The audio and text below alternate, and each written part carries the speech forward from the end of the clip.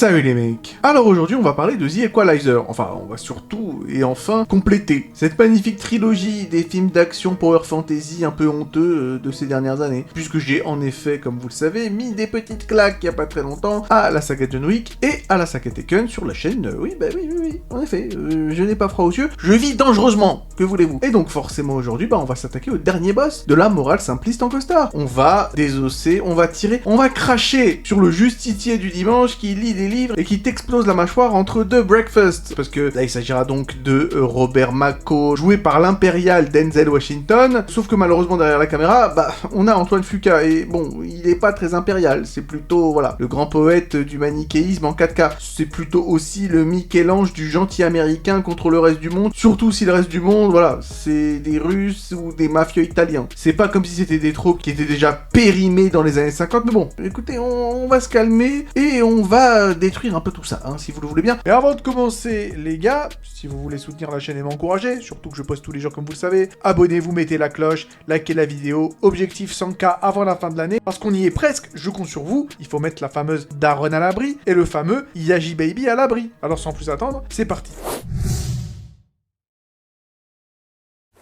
Bon, alors, le tout premier, Equalizer. Alors, on est en 2014, les copains, et on découvre Robert McCall, comme je l'ai déjà dit, joué par Denzel Washington, comme je l'ai aussi déjà dit, un ancien agent secret qui fait que sa mort pour travailler, voilà, à Castorama, version Boston. Le mec est littéralement un fantôme des forces spéciales, et il choisit comme nouvelle vie de vendre des perceuses à des darons le dimanche matin. Bon, déjà niveau couverture, on est sur du génie tactique, ou alors sur une grosse flemme administrative, écoutez, je ne sais pas. En fait, on comprend assez rapidement que le mec vit une existence réglée un peu comme une montre suisse, d'accord? Il bosse, il aide ses collègues comme un scout sous caféine, et le soir, il va lire dans un diner, d'accord? Toujours le même, hein, toujours à la même heure, toujours avec un livre bien choisi. Parce que McCall, c'est pas juste un tueur, c'est un tueur cultivé. Attention nuance, c'est-à-dire que il peut te démonter ta rotule en 12 secondes, mais attention, il va te citer Mingway juste après, donc j'ai envie de dire, tu ne peux que lui pardonner, et le contraste est censé être profond, en mode, ouais, attention, c'est un tueur, mais il a une âme, alors qu'en réalité, non. C'est juste un mec qui t'étrangle, mais avec élégance. Mais au final, tu finis quand même étranglé. Et c'est là où, effectivement, il va rencontrer Alina, jouée par Chloé Grace Moretz,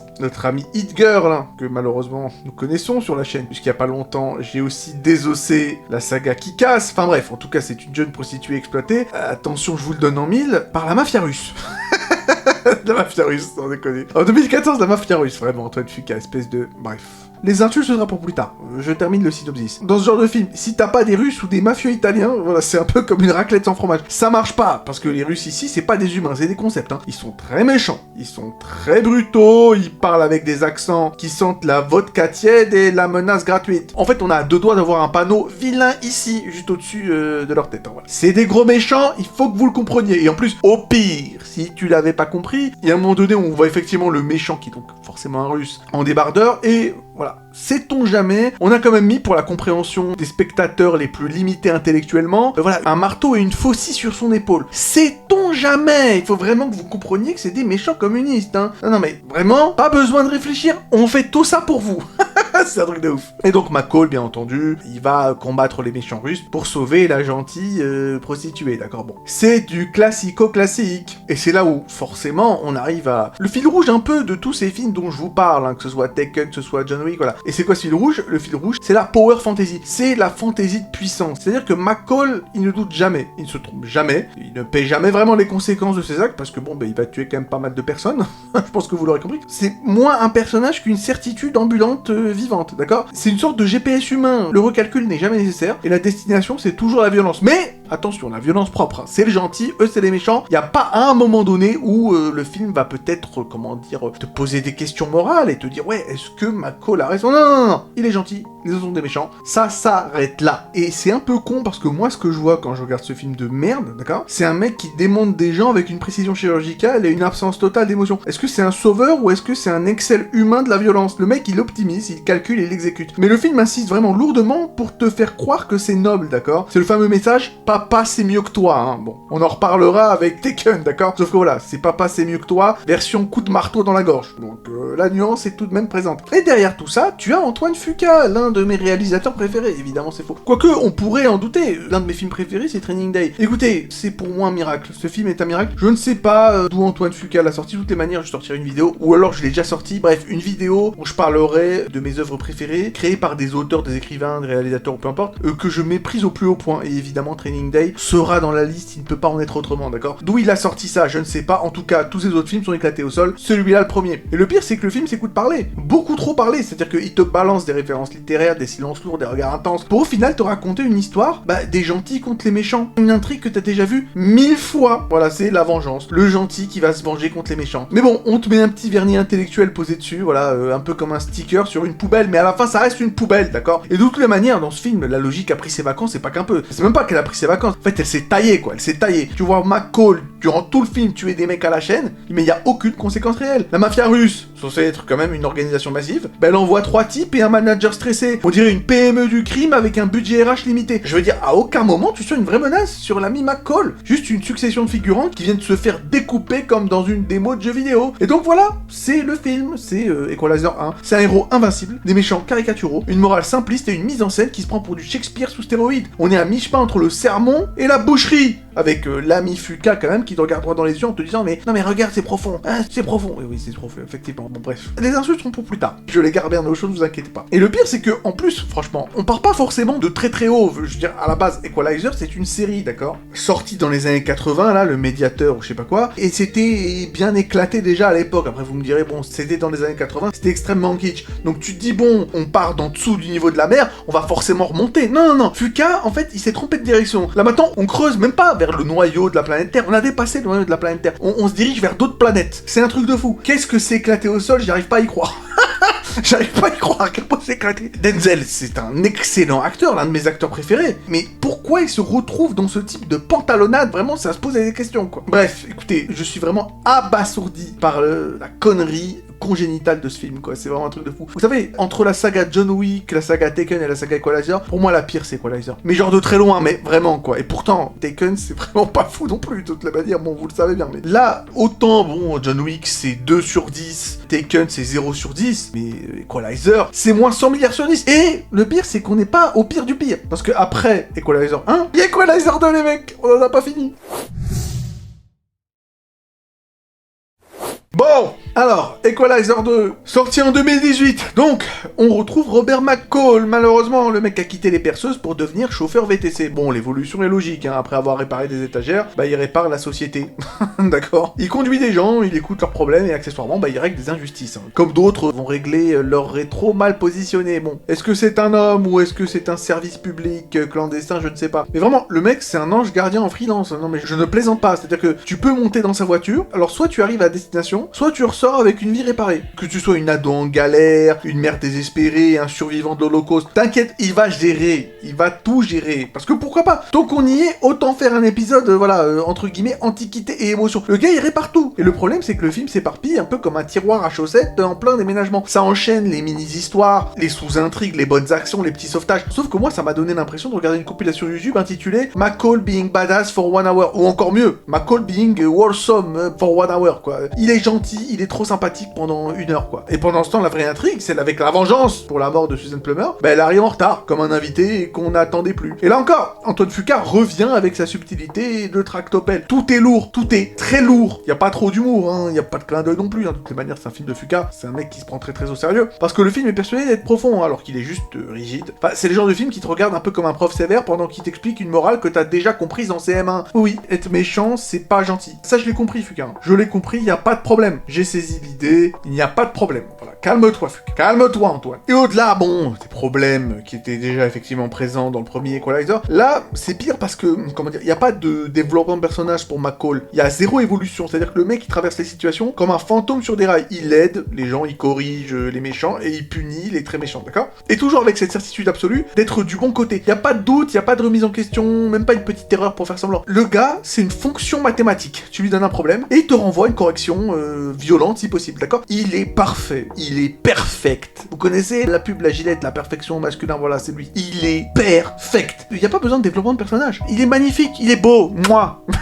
Mais je veux dire, quel intérêt de ce personnage-là? Quel intérêt, en fait? Pourquoi suivre un personnage qui est déjà perfect, qui a toujours raison? Peu importe la décision qu'il va prendre, ce sera toujours la plus optimale. C'est le contraire de la loi de Murphy. C'est la loi de McCall. Tout ce qui peut bien arriver, va arriver. C'est un truc de dingue. On est au terminus, tout le monde descend de la Power Fantasy. C'est un truc de dingue. Et niveau antagoniste, bon, j'allais dire c'est du basique. Mais en fait, c'est pas que c'est du basique. C'est du très basique. C'est du basico-basique. C'est du boldies basique. Leur motivation, ça tient sur un post-it, comme dans le premier. Leur dialogue, ça sent le réchauffer, comme dans le premier. Et la conspiration est révélée avec autant de tension qu'un tuto de cuisine, comme dans le premier. Après, bon, dans le premier, il n'y avait pas de conspiration. Mais... Et pourtant, il y a du casting, hein. Attention, quand même. Il y a du beau monde. Si je puis me permettre, il y a du beau monde. Il y a, la moustache d'un homme. Je ne le nommerai pas, effectivement. Bon, son nom, ça commence par P et ça se termine par Edro Pascal. Je vous laisse deviner de qui il s'agit. Mais bon, même sa belle moustache flottant en vent, oui, n'a pas été suffisante pour sauver le film du naufrage. Sans parler même du rythme, hein, qui est complètement déséquilibré. La première heure, bah, ça traîne comme un lundi matin, sous une pluie extrêmement fine. Ça s'installe, ça discute, ça moralise. Puis d'un coup, ça s'accélère. Comme si quelqu'un avait appuyé sur x2 par panique. Sauf que, vous allez me dire, depuis le premier film, j'ai décroché. C'est pas faux. Mais là, clairement, le film, il te perd dans ses sous-intrigues, dans ses détours, dans ses bonnes intentions mal rangées, et quand arrive le climax, bah c'est plat. C'est pas que c'est catastrophique, parce qu'au bout de toutes les manières, tout le film est catastrophique, donc, je veux dire, bon, on reste dans le ton. Mais là, clairement, c'est encore pire que le premier.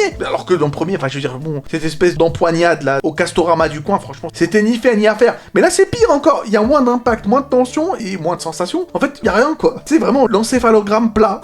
C'est une version allégée, une version 0% du climax du premier film qui était déjà, mais alors là, mais complètement, encore une fois, voilà. Les tripes à l'air que c'était. Mais là, c'est pire. C'est un truc de fou. Et ce qui est fascinant, c'est cette obsession, vraiment, à vouloir transformer McCall en figure quasi divine. Le mec est partout. Il voit tout, il corrige tout. J'en perds mon latin. Je ne sais plus quoi vous dire, les copains. J'en suis bouche bée. J'en suis bouche bée. Ces films-là, ils m'ont mis sur le cul. Vraiment. The Equalizer. C'est moi qui me suis fait equaliser. Je vois ce film, je t'assure. Je prends une plus grosse raclée que les Russes et les mafieux, quoi. Plus grosse encore. En fait, ce sont des films qui sont agressivement médiocres. C'est pas, ouais, c'est un navet, quoi, mais un navet inoffensif. Des films qui sont mauvais, mais vraiment, ils te prennent par le callback et ils t'explosent la bouche, quoi. Tellement ils sont mauvais. Mais c'est un truc de fou. Moi, je me sens attaqué. Je me sens offensé par ces films-là. C'est un truc de dingue. Je vous assure, si tous les films étaient comme The Equalizer, je serais devenu joueur du grenier. Mais vraiment, quoi. J'aurais pété un plomb. Heureusement que tous les films sont pas comme ça. Moi, je me sens insulté. En fait, moi, ce qui me fout le seum avec tout ça, au-delà de tout ce que je vous ai dit, c'est un film qui est tellement sûr de lui. Je sais pas comment vous l'expliquer. Je suis offensé profondément. Dans ces films-là, les faibles sont très faibles et très gentils, doivent être protégés. Les méchants sont très méchants, ils doivent être punis, et ils sont punis. Et heureusement, on a un Américain ultra compétent qui est là pour faire le ménage. Vraiment, on est à deux doigts d'un drapeau qui flotte au ralenti pendant une baston où les gentils battent les méchants. Et bien sûr, Antoine Fuqua, il filme tout ça avec un sérieux vraiment implacable, hein, comme je l'ai dit. Hein. Il a résolu la question du bien et du mal. Voilà, la dichotomie entre le bien et le mal, c'est bon, c'est réglax. Fuqua a réglé, il a solutionné le problème. C'est bon, passons à autre chose. Le bien et le mal, mais c'est réglé, c'est fini. Fuqua a donné la solution. Passons à autre chose. Mais le pire, parce que vous dites, ouais bon, c'est bon, on est au bout de la mouscaille, on est au bout du délire, on peut pas faire pire. Bon,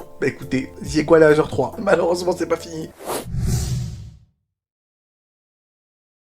Bon les copains, on arrive en 2023, 3 fois hélas, avec oui le troisième volet, troisième opus, c'est un truc de fou quoi. Mais en fait moi, ma question c'est qui a donné l'argent? C'est la question que je pense que je suis en droit de me poser. Qui a financé? Je veux dire, là, moi j'en suis même plus au questionnement du genre, ouais, qui a écrit le film, qui a filmé le film, qui a joué dans le film. Non, non, moi maintenant je veux aller chercher les responsables financiers. Ça, j'en suis à ce niveau-là quoi, mais bref, peu importe. Donc, fini Boston, bonjour l'Italie, non. Pas la mafia italienne en 2023, Fuqua, tu n'as pas le droit.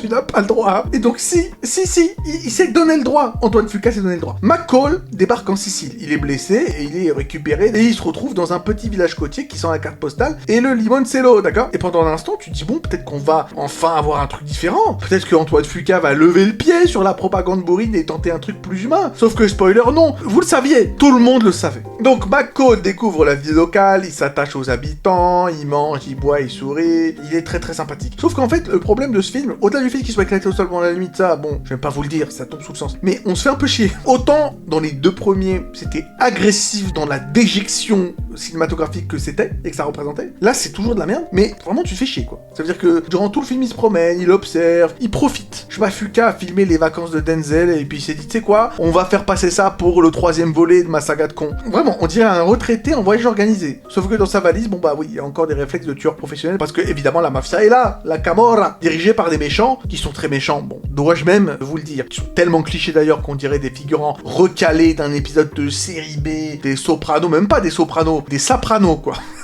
Vraiment, là c'est même pas les Sopranos, c'est vraiment les Sopranix. C'est autre chose. Ce sont des méchants qui sont très méchants, bon c'est très manichéen, mais là en fait c'est juste qu'ils sont même pas crédibles. Les frères Quaranta là, ils sont censés être menaçants, mais ils le sont pas, enfin dans le sens où ils surjouent trop, ils sont pas crédibles. Et donc forcément McCall décide d'intervenir. Parce que la retraite chez lui, voilà, c'est un concept théorique, comme les cornes ou les impôts volontaires. Il protège ses nouveaux potes, il élimine les méchants, et voilà, c'est sa quête de rédemption. Mais pourquoi une quête de rédemption en fait? Il était parfait dès le début, c'est ça en fait le problème, c'est que...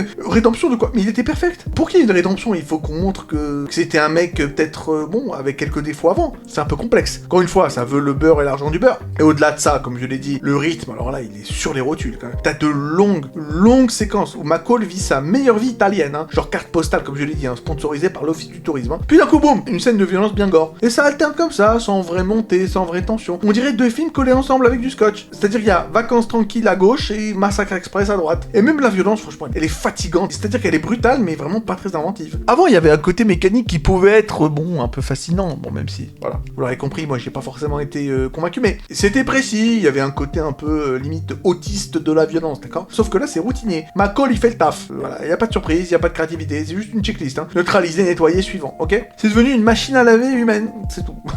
Et en plus, machine à laver, le gars est devenu encore plus surhumain qu'avant. J'allais dire, ça en devient ridicule. Ça sous-entendrait que c'était pas ridicule avant. Je ne m'y risquerai pas, mais vous l'aurez compris, c'est quand même compliqué. C'est-à-dire que le mec est censé être fatigué, blessé et hanté par quoi d'ailleurs, vu que le mec est parfait, mais bon, admettons. Mais il continue à rouler sur tout le monde comme un SUV sur un trottoir. Et donc, à un moment, faut choisir. Soit c'est un homme en quête de paix, soit c'est un Terminator en vacances. Mais tu peux pas fermer le boire ou conduire, faut choisir. En fait, le film essaie, d'ajouter une couche émotionnelle avec l'idée de chez soi, de repos, de fin de parcours. Sauf que ça reste superficiel. On te dit que c'est important, mais on te le fait pas ressentir. C'est comme ces pubs qui te parlent de famille pendant que quelqu'un mange un yaourt. L'intention est là, mais tu peux pas y croire une seconde. Et le final, bah, comme le 2, il y a pas vraiment de vraie montée en puissance, il y a pas de confrontation mémorable. Pas de conclusion marquante non plus, ça se termine un peu comme ça a commencé, sans éclat. Et pour un dernier volet censé boucler une trilogie, bah c'est un peu léger quoi. On dirait un au revoir vite fait, en mode ah ouais bon bah salut, à la revoyure. C'est tout ce que c'est quoi. Et donc voilà, ce 3e film, bon, il est d'une médiocrité sans égale. Tiens dans les commentaires, franchement je serais impressionné. Si quelqu'un arrive à deviner à quoi je fais référence quand je dis sans égale comme ça, franchement, vous savez quoi? J'épinglerai le commentaire qui arrive à trouver à quoi je fais référence quand je dis sans égale comme ça. Voilà. Bon bref, j'essaie de parler d'autre chose.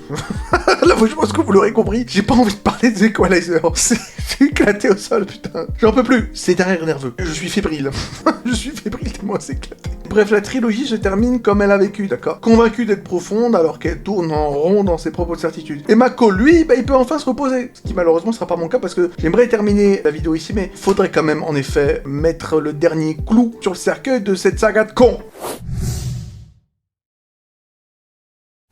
Maintenant, on va essayer de se calmer et prendre un peu de recul sur ces 3 films, hein, donc Equalizer 1, 2, 3, et vraiment comprendre que au-delà de tout ce que je vous ai dit, le souci de ces films-là, c'est que ça raconte exactement la même histoire en boucle, d'accord? Comme un CD rayé coincé dans une chaîne IFI des années 2000. On a un homme mystérieux qui aide des gens faibles, puis il massacre des gros méchants avec une précision presque artistique, et tout le monde est censé applaudir parce que, bah, c'est la justice. Voilà, rideau. Tu peux changer le pays, tu peux changer la mafia, tu peux changer le métier de McCall. Ça restera toujours le même plat réchauffé avec juste une petite sauce différente. C'est tout et ce sera tout. Et le vrai souci, je me répète, mais évidemment que c'est ça qui me blesse, parce que j'étais blessé par cette saga. C'est cette obsession du manichéisme, d'accord? Ici, le monde est simple. Les gentils sont gentils, les méchants sont méchants. Basta! Basta! Les Russes sont des brutes, les Italiens mafieux sont des parasites, les corrompus du 2e, c'est des lâches, et au milieu de tout ça, t'as McCall, le chevalier blanc, le chevalier solitaire, version perse sans film, mais chevalier solitaire, magnifique, parfait, sublime, mouah, perfecto, qui vient remettre de l'ordre dans ce joyeux bordel. Y a pas de réflexion sur la justice. C'est un conte pour enfants, mais pour adultes, d'accord? Mon avis sur la trilogie Equalizer, c'est gna. Voilà, j'ai fait le tour. Qu'est-ce que je l'aime pas? Tout ce qu'il filme, c'est avec une gravité tellement abusée que ce sont des comiques. Putain, le mec il te balance des ralentis, des regards intenses, des silences lourds. Je préfère encore, et attention, là ce que je vais te dire, ça va me faire mal, ça va me déchirer là, mais il faut que je le dise, d'accord? Je préfère Snyder. Voilà. Je préfère Snyder à Fuka. Je vais arrêter la vidéo là, j'en ai les larmes aux yeux. Et c'est une vidéo qui m'a coûté physiquement. On va s'arrêter là, écoutez, là j'ai donné de ma personne, je cesse. Vous savez que le script que j'ai écrit est encore long, hein, mais je vais m'arrêter là, je ne peux pas continuer. Je n'ai pas en plus, je jette l'éponge. Fuka t'as gagné, tu sais quoi? Comme Giscard d'Estaing. Au revoir. Je ne peux plus continuer. Voilà, au revoir.